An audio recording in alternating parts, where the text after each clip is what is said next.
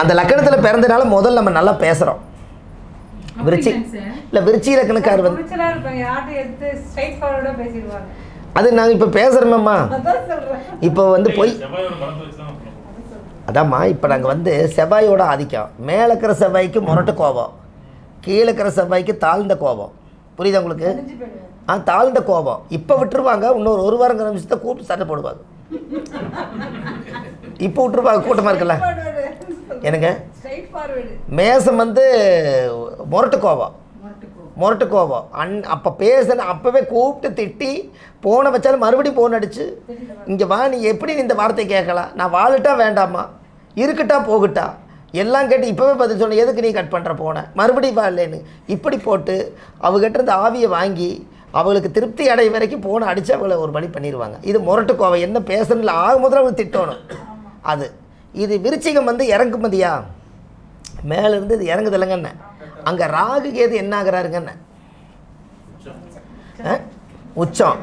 இந்த பாம்பு கை தொட்டு அடிக்காது, மனசுக்குள்ளே வச்சே பழி வாங்குமல்ல. பாம்பு என்ன பண்ணு, கையும் இல்லை அது காலும் இல்லை, புசு புசுன்னு ஊதிட்டு கம்முன்னு படுத்துக்கு. அப்போ கோபத்தை மனசுக்குள்ளே வச்சுக்கமல்லன்னு. அதனால தாழ்ந்த கோபம். அது கோபம் இருக்கு இல்லாம, கோபம் இல்லாம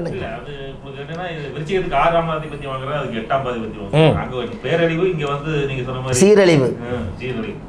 நான் சொல்றது என்னன்னு கேட்டீங்கன்னா, கோபம் அதிகமாக இருக்கிறவங்க நேர்மை அதிகமாக இருக்கும். எதுக்கு கோபம் வருது? முதல்ல அவரை நேர்மையாக இருக்க சொல்கிறதுனால அவர் இருக்க மாட்டேங்கிறார், அதனால கோபம் வருது. அவருக்கு நம்மளுக்கு என்ன பிரச்சனை இருக்குன்னு புரிஞ்சுங்களா? அதிகமாக அறிவு ஜாஸ்தியாக இருக்கும்போது நம்மளுடைய ஆசாவாசிகளுடைய நரம்பு வந்து நம்மளுடைய காம நரம்பு ஓப்பன் ஆகும். அதனால் அறிவு அதிகமாக இருக்கிறவங்களுக்கு காமம் அதிகம், கோபம் அதிகமாக இருக்கிறவங்களுக்கு நேர்மை அதிகம். புரிஞ்சுங்களா? கோபம் அதிகமாக இருக்கிறவங்களுக்கு நேர்மை அதிகமாக இருக்கும். அதிகமான ஒரு ஞான சக்தியில் இருக்கிறவங்களுக்கு எல்லாத்துக்கும் ஒரு நரம்பு எக்ஸ்ட்ரா வேலை செய்ததில்ல, அறிவு. அது கூட வந்து நம்மளுடைய உடல் சுகத்தோட நரம்பு ஜாயிண்ட் ஆகிருக்குது. அதனால தான் அந்த காலத்திலேயே சித்தர்கள் எல்லாம் நிறைய பேர் மன்மத லீலையிலே போய் நிறைய சக்தி இழந்து மிச்சமான சித்தர்கள் தான் உலகத்துக்கு காட்சி கொடுக்குறாங்க. எப்படி? இல்லாட்டி இன்னும் நிறைய பேர் இருந்திருப்பாங்களேங்கண்ணே. ஏன்னா மாயேங்கிற ஒரு வலையில் அவங்க வீழ்ந்தவங்களும் நிறைய பேர் உண்டு. அதனால் அந்த ஒரு சக்தி இழந்திருக்காங்க. சக்தி இழக்காமல் நம்ம எதற்காக இந்த உலகத்தில் பிறந்தோமோ அதை மட்டும் இந்த உலகத்துக்கு தேடி வச்சுட்டு போகணும்னு இருக்கிறவங்களுக்கு பேரே கிடையாது. சித்தருக்கு பிறந்தாங்க, இதை உருவாக்குனாங்க, போயிட்டாங்க. அதில் ஏதாவது அடையாளம் வேணும், இவங்க தான் செஞ்சாங்க, இந்த வம்சம் தான் செஞ்சாங்கிறத இந்த சித்தர்கள் எல்லாம் இந்த 18 பேர் இப்போ வந்தது. புரிஞ்சுக்கலாம்? இதுக்கு முன்னாடி அதுக்கு என்ன சொல்கிறாங்க? அந்த காலத்தில் 33 கோடி தேவர்களும் 4000 8000 கோடி ரிஷிமார்களும் ஆசீர்வாதத்தோடுங்கிறீங்களா? அப்போ 4000 8000 கோடி ஒரு ரெக்கார்டு எங்க? கரெக்டுங்களா? அப்போ 4000 8000 கோடின்னு எத்தனை சித்தர்கள் இந்த நம்ம பூமியில் வாழ்ந்துருக்காங்கன்னு. அப்போ நம்ம இந்த சித்தர் வாழ்ந்த பூமி. அதனால் இங்கே எல்லா தாவரங்களும் சுரக்குது. தர்தனங்கள் எது இருந்தாலும் விளக்கிக்கலாம், பரிகாரங்கள் செஞ்சுக்கலாம். இப்போ நீங்கள் ஒரு ஃபாரினில் போய் வெளிநாட்டில் இருங்க, ஒரு அருகம்பில்லு முளைக்கும், அது பாலைவனம் இல்லை. நாம் இங்கேருந்து கொண்டுட்டு போய் ஒரு மண், நம்ம ஊர் மண் எடுத்துகிட்டு போய் செடியில் வளர்த்தி அருகம்பில் வச்சுக்கலாம். ஆனால் அங்கே பாலைவனம், அங்கே அருகம்பில்லே முளைக்காது. எப்படி நீங்கள் பண்ணுவீங்க? அப்போ நம்மளுடைய தாய் பூமி சித்தர் பூமி. என்னங்க? நம்மளுடைய தாய் பூமி வந்து உண்மையான சித்தர்கள் வாழ்ந்த பூமி. அதனால தான் நம்மளுக்கெல்லாம் அந்த புண்ணிய ஆண்டவன் கிடச்சி. ஆமாம் சார், நீங்கள் பிறக்கிறதுக்கு புண்ணியன்னு சொன்னங்கிறது ஞாபகம் வருது. முதல்ல பிறந்தோடனே அம்மா அப்பாவை திட்டுறீங்கல்ல. நான் இவ்வளோ கஷ்டத்தில் பிறந்ததுக்கு அம்மா அப்பா தான் காரணம்னு சொல்கிறீங்கல்லன்னு. அதுக்கு இன்றைக்கி ஒரு பரிகாரம் வரப்போகுது. அதாவது அம்மா அப்பாவை சூஸ் பண்ணதே முதல் நீங்கள் தான். கரு உருவாக்குறதுக்கு நான் இந்த அம்மாவோட கற்பக்குள்ளே நான் போய் புகுந்து நான் வெளியில் வரேன் அப்படின்னு சூஸ் பண்ணுறதே நம்ம தான் முதல்ல. அப்புறம் எப்படி அம்மா அப்பா நீங்கள் திட்ட முடியும்னு சார்? புரியல, கை தட்டவே இல்லையே. என்னங்க சொல்லுங்கள் சார்? அம்மா அப்பா, இப்போ நான் ஒரு அம்மா வயிற்றில் நான் பிறந்திருக்கேன். என்னோட அனுமதி இல்லாமல் நான் ஒரு வீட்டில் போய் தங்குவேனா சார்? என் மனசை கேட்காம நான் இன்னொரு வீட்டில் போய் தங்குவேனா? அப்போ நான் வந்து இந்த பிறவி ஜென்மா எடுத்ததுக்கு இந்த தாய் வயிற்றில் தான் நான் பிறக்கணும்னு என்னுடைய மூதாதிகளுடைய ஜென்மத்திலேயே நான் அந்த ஒரு எண்ணத்தை போட்டு வச்சுக்கிட்டேன். அந்த தாயோட வயிற்றில் தான் நான் உருவாகி வெளியில் வர்றேன். அப்போ நான் சூஸ் பண்ணது தானே என்ற பெத்த தாயை. நீங்கள் மாதா பிதா குரு தெய்வம் அப்படின்னு நீங்கள் வணங்குறீங்க. அப்போ உங்கள்கிட்ட இந்த தெய்வத்தை மாதா பிதா குரு தெய்வம்னு எதுக்கு வணங்குறீங்கன்னா, ஆல்ரெடி நீங்கள் வணங்கணுங்கிற அவசியமே கிடையாது. மாதா பிதாங்கிறது எதுக்காக நீங்கள் சொன்னீங்கன்னா, உங்களை நீங்கள் சுமந்த கூலிக்கு நீங்கள் வணங்கியாகணும். எப்படி உங்களை 10 மாதம் சுமந்தாங்கல்ல, அதுக்குத்தான் நீங்கள் கூலி வாங்குறீங்க. ஆனால் நீங்கள் 4வது பிறவியாக இருப்பீங்க. அப்போ உங்களோட ஒரிஜினல் தாய் எதுன்னு தெரியலையல்ல. அப்போ இந்த 4வது பிறவியில் இந்த தாயோட ஜென்ம நீங்கள் ஒருத்தருடைய பிரச்சனையை போன ஜென்மத்தில் ஒரு பாவத்தை செஞ்சிட்டீங்க. அந்த பாவத்தை கழிக்கிறதுக்கு ஒரு மனித பிறவி வாங்கணும். அப்போ 3 பிறவி ஆடு மாடு கோழியாக போச்சு. இது 4வது பிறவி. அப்போ 4வது பிறவி நான் மனித ரூபமாக எடுக்கிறேன்னு இந்த ஆத்மாவுக்கு தெரியும்.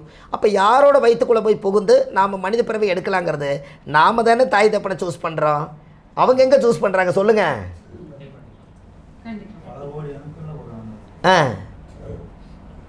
உங்களுக்கு இன்னுமே புரியலையோ? அப்பா அம்மாவை நீங்கள் வணங்குறதுக்கு காரணம் நாம் தான் தாய் தந்தையை சூஸ் பண்ணுறோம். அந்த தாய் தந்தையை சூஸ் பண்ணி அம்மா அப்பாவை வந்து நீ பெற்று வளர்த்தி ஆளாக்கி அறிவு தெரிஞ்சு என்னை கொண்டு போய் விட்டுரு. அதுக்கப்புறம் நான் என்னோடய கர்மாவை கழிக்கிறதுக்கு நான் தான் போகிற. அம்மாவை எங்கே விட்டுட்டீங்க? இப்போ என்ற அம்மா பொள்ளாச்சியில் இருக்கிறாங்க. நான் 13 வயசில் இந்த ஊருக்கு வந்தாச்சு. நான் இந்த ஊருக்கு வந்து 30 வருஷமாக நான் இங்கே இருக்கேன். 30 வருஷமாக எங்கள் அம்மாவுடைய பாதுகாப்புலேயே தான் வாழ்ந்துட்டு இருக்கிறேன்னா இல்லையே. நான் என்ன பிறவி வாங்கி நான் எதை அடையிறக்காக நான் கோயில் கட்டி வைக்கணும், கும்பாபிஷேகம் பண்ணணும், அன்னதானங்கள் பண்ணணும், ஆதரவற்ற பாடி அடக்கம் பண்ணணும். இதெல்லாம் நான் ஒரு போன ஜென்மத்தில் ஏதாவது ஒரு பாவ கணக்கு இருந்தால் அதை கழிக்கிறதுக்காக அவங்க வயிற்றுலேருந்து வெளியில் வந்து இதை நான் செஞ்சுக்கிட்டு இருக்கேன். என்னங்கய்யா? அது எல்லாம் செஞ்ச கடமைகள் எல்லாம் முடிஞ்சு என்னோடய ஆத்மா இந்த உலகத்தை விட்டு போயிடும். போய் இன்னொரு பிறவி வாங்கி இன்னும் என்னென்ன கடன்கள் இருக்குதோ அதையெல்லாம் பூர்த்தி செய்யறதுக்காகத்தான் இந்த வேலைகளே நடக்குது. அப்போ அப்பா அம்மாவை யார் சூஸ் பண்ணுறா? நம்மளா இல்லை நீங்கள் அம்மா அப்பாவா? சார் அம்மா அப்பாவுக்கு உண்மையாலுமே தெரியாது என்னென்னு. ஏன்னு கேளுங்க. எல்லா நாளும் தாம்பத்திய வாழ்க்கையில் அவங்க வாழ்ந்துட்டு போயிடுறாங்க. அவங்களுக்கே தெரியாமல் நான் கன்சீவ் ஆகிட்டேன்னு சொல்கிறாங்க. அப்புறம் தானே ஒரு குழந்தை உருவாயிருக்குன்னு தெரியுது. ஆனால் நமக்கு இந்த தாய் வயிற்றில் தான் முடிவெடுத்திருக்கிறேன்னு நமக்கு தெரியுதல்ல. இந்த வார்த்தை ரொம்ப பெரிய வார்த்தைங்க ஐயா, யோசிச்சு பாருங்க. எனக்குய்யா இது கொஞ்சம் ஒரு பிரமிப்பான வார்த்தைகள். நம்மளோட பெற்ற தாயுடைய வயிற்றில் நம்ம பிறந்ததுக்கு ஒரு மூலாதாரமே அம்மா அப்பா வந்து நீங்கள் ஒவ்வொரு மாதமும் மாதவிடாய் வருது. எல்லா மாதமும் மாதவிடாய் வருது. ஒரு நாள் மாதவிடாய் வரல. அப்போ போய் நீங்கள் செக் பண்ணுறீங்க. டாக்டர் சொல்கிறாங்க நீங்கள் கன்சீவ் ஆகிட்டீங்கன்னு சொல்கிறாங்க. அப்போ கன்சீவ் ஆகிட்டுன்னு சொன்னதுக்கப்புறம் வயிற்றில் ஆண் குழந்தையோ பெண் குழந்தையோ ஒன்று உருவாயிருச்சுன்னு டாக்டர் சொன்னதுக்கப்புறம் ஒரு குழந்தை உருவாயிருக்குன்னு சொன்னதுக்கப்புறம் தான் அப்பா அம்மாவுக்கே என் வயிற்றில் ஒரு குழந்தை உருவாயிருக்குன்னு மட்டும் தான் தெரியும். ஆனால் ஆத்மா சக்திக்கு என்ன தெரியும்? நான் இந்த தாயுடைய வயிற்றில் 10 மாதம் இருந்து என் பாவ கணக்கை வெளியே கொண்டு வரக்காக இதில் 30 நாள் 300 நாள் நான் குடியிருந்து வெளியில் வந்து என்னுடைய பிறவி பயனை நான் முடிக்கிறேன்.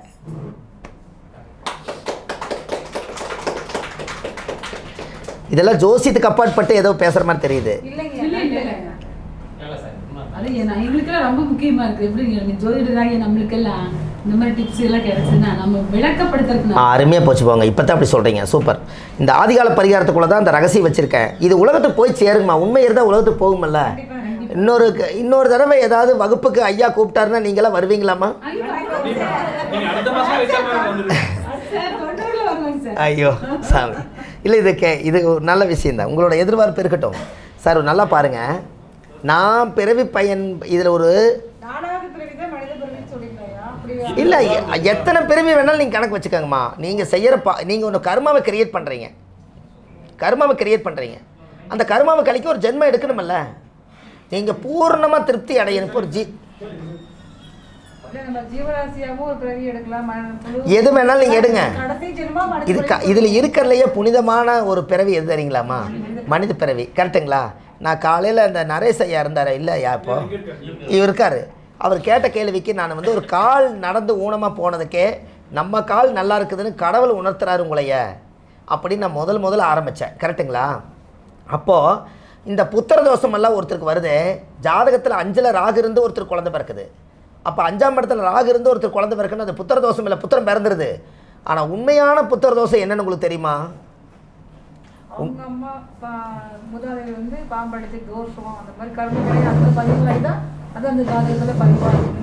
அது பாம்படிச்ச தோஷம். புத்திர தோஷம் புத்திர விருத்தியில் அந்த வம்சத்தை காப்பாற்றுற காலையில் அது என்ன லாஜிக்கு?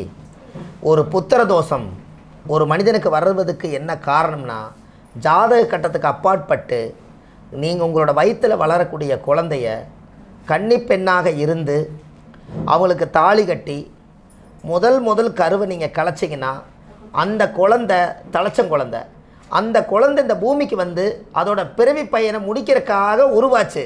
அதை நீங்கள் தான் அழிச்சிட்டீங்க ஏதோ ஒரு சுகபோகமாக வாழ்கிறதுக்காக. அதனால் வரக்கூடிய புத்திர தோஷம் தான் இதெல்லாம். எப்படி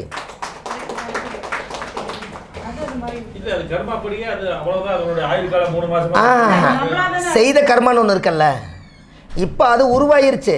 நாம் சில சுச்சுவேஷன் மாமியா சொல்லுது, இப்போ நீ குழந்தை பெற்றுக்க வேண்டாங்குது, அவங்க கண்ட்ரோல் பண்ணுறாங்க, நீ போய் களைச்சிட்டு வாங்குறாங்க. ஒரு உயிர் சிசுக்களுடைய தோஷத்துக்கு கேப்பார் வேச்சு கேட்டு ஒரு உயிர் அழிக்கிற படைச்சதுக்கு இறைவன். அதை யோசிங்க, படைச்சது கடவுள், அவ்வளவுதான் முடிவுங்கிறது அங்கே நில்லாகலை. அது 10 மாதம் நீங்கள் விட்டீங்கன்னா அது பாட்டுக்கு வளரும். நம்மளாம் அந்த சாபத்தை நீங்கள் வாங்குறீங்கன்னு, அந்த சாபத்தை வாங்குறீங்க. அப்போ இந்த ஜென்மாவில் அந்த புத்திரத்தை கருவுக்குள்ளேயே அழைச்சி 4 செவத்துக்குள்ளே எந்த பிரச்சனையும் இல்லாமல் நான் களைச்சிட்டு நான் நல்லதாக வந்துட்டேன் அப்படின்னு நீங்கள் சொன்னால் அது சிசுக்களுடைய தோஷங்களாக போய் அந்த வம்சத்துக்குள்ளே யாரோ ஒருத்தருக்கு புத்திர தோஷம் இல்லாமல் போய் கடைசி வரைக்குமே வாரிசு இல்லாமல் போகிறதுக்கு காரணமே வயிற்றில் வந்து தலைச்சங்குழந்தை அழிக்கக்கூடாது. அப்போ இதெல்லாம் உங்களுடைய அப்போ ஒரு ஜாதகத்தில் வந்து அந்த உண்மையான கரு ஒரு மனிதனுக்கு உருவான உடனே காலமும் சூழ்நிலையும் சேர்ந்து இப்போ குழந்தை பெற்றுக்க வேண்டாம்னு அடாப்ட் பண்ணி ஒரு 3 வருஷம் கிரமிச்சு நம்ம குழந்தை எப்போ வேணால் பெற்றுக்கலான்னா மழை பேரும் புள்ள பேரும் மகாதேவனுக்கே தெரியாது. நம்மளா ஒன்று பெற்றுக்கலாங்கிறதுக்கு ஆர்டர் பண்ணுறதுக்கு நம்ம கடவுளுடைய சொந்தக்கார அவர் இல்லை இல்லை.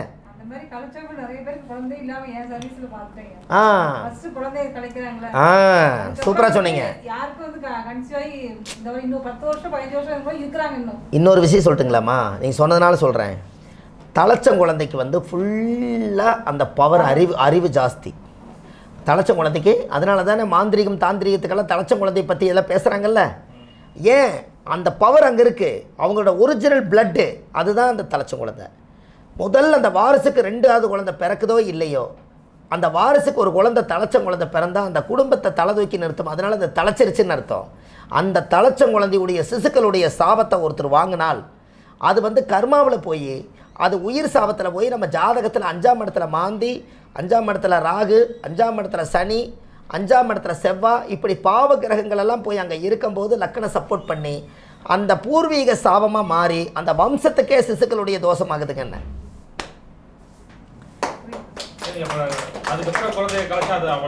அது முதல் பவர் நீங்கள் போச்சேங்க ஐயா, என்ன பண்ணாலும் முதல் பவர் போச்சே ஐயா. சிசுக்களுடைய தோஷம் பாதி பாவங்கள் குறையுது. நான் சொல்கிறது என்னென்னா, இறைவன் கொடுக்க நினைப்பதை மனிதன் தடுக்க முடியாது. எப்படி இறைவன் கொடுக்க நினைப்பதை மனிதன் தடுக்க முடியாது. அப்போ அந்த இறைவனுடைய சக்தி, நீங்கள் 2 ஆத்மாவும் சேர்ந்து ஒரு பிரயாணம் பண்ணுறீங்க. உனக்கு ஒரு உயிரை கொடுக்குறேன், அவர் இந்த பூமிக்கு ஏதோ ஒன்று வந்து செய்ய வேண்டியது ஆண்டவனுக்கு தெரியுது. அதுக்கு 2 ஆத்மாவிலையும் இந்த குழந்தையை வச்சு படைக்கிறேன், நீங்கள் அதுலேயாவது வந்து அந்த குழந்தையை வெளியே கொண்டு வாங்க அப்படின்னு கடவுள் வந்து சேர்த்து வைக்கிறாரு. இவங்க என்ன பண்ணுறாங்க, சேர்ந்து அதை கொன்னா அதனுடைய தோஷம்தான் அந்த ஜாதகத்தில் வந்து அந்த ஒரு பூர்வீக சாபமாக வருதுன்னு சொல்கிறேன். புரியுதுங்களா? அதனால தான் அந்த பூர்வீக சாபம் வர்றதுனால அது நல்லா யோசிங்க. பூர்வீகங்கிறமே அது என்ன லாஜிக்கு? பூர்வீக சாபம் என்பது சாதாரண விஷயம் இல்லை. அந்த பூர்வீகத்தில் தாத்தன், பாட்டன், முப்பாட்டன், கொள்ளுப்பாட்டன் அத்தனை பேர்த்துடைய சொத்தையும் அந்த குழந்தை அனுபவிக்காமல் வேற ஒரு வாடகை வீட்டில் போய் குடியிருக்குது. அதனால அது பூர்வீக தாசம். எப்படி பூர்வீக தோஷம் எல்லாமே அங்கே இருக்குது. அவ்வளோ பேர் சேர்த்து வச்ச புண்ணியம் இருக்குது. ஆனால் அந்த குழந்தைய அந்த கொண்ட சாபங்கள் அந்த மண்ணை விட்டு அவர் வெளியில் போயிடுறாரு. நான் இப்போ கேட்குற மாதிரி ஜாதகத்தில் பூர்வீகத்தில் நீங்கள் இருக்கிறீங்களா, நீங்கள் வெளியில் போயிட்டீங்களான்னு ஏதோ ஒரு சூழ்நிலைங்க வருவீங்க, அதுங்க இதுங்க, நான் வெளியில் வந்து நான் ஒரு தொழில் பண்ணி இப்போ தாங்க பண்ணிட்டு இருக்கிறேன் அப்படின்னு சொல்கிறாங்களா இல்லையா? அப்போ பூர்வீக சாபம் அந்த மண்ணில் இருக்க விட மாட்டேங்குது, அந்த வாரிசு சொத்தை அனுபவிக்க விட மாட்டேங்குது. அதுதான் அந்த காலம். அதனால தான் அந்த காலம் சொன்னால் 5 நீல் அரபு நெஞ்சு நீல் ஏறவே ஆமாங்க 5 நீல் அரபு நெஞ்சு நீல் ஏறவே கொஞ்சம் கூட பிள்ளை இல்லையா, மக்கள் உண்டு மைந்தருண்டு பிறந்துட்டாலும் மையான வரை மண்ணுத்தில் வராதுன்னு சொன்னாங்க அந்த காலத்தில். அப்போது அப்படியே பிறந்தாலும் ஆண் வாரிசு வராதான், பெண் குழந்தை தான் வருமா. பெண் குழந்தை சுடுகாட்டுக்கு எப்படி மண்ணுத்தில் வரும்?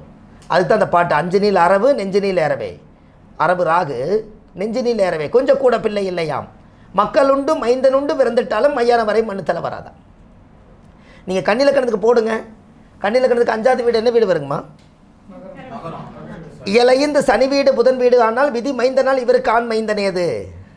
இயலைந்து சனி வீடு அது புதன் வீடு ஆனால் அப்படின்னு என்னங்க, மகரத்தில் 5ஆம் பாவத்தில் போய் புதன் போய் இருந்துட்டாலோ, இந்த சனி வந்து இந்த லக்கணத்தில் இருந்துட்டாலோ, இயலைந்து சனி வீடு புதன் வீடு ஆனால் விதி மைந்தர்னால் உனக்கு ஆண் மைந்தனேது. அப்படியே இருந்தாலும் அந்த கருவு கலையுமா? அது கடவுள் கொடுத்தது. அப்போ அந்த காலத்தில் புத்திர தோஷங்கிறது ஒன்று இருக்கா இல்லைங்களாம்மா?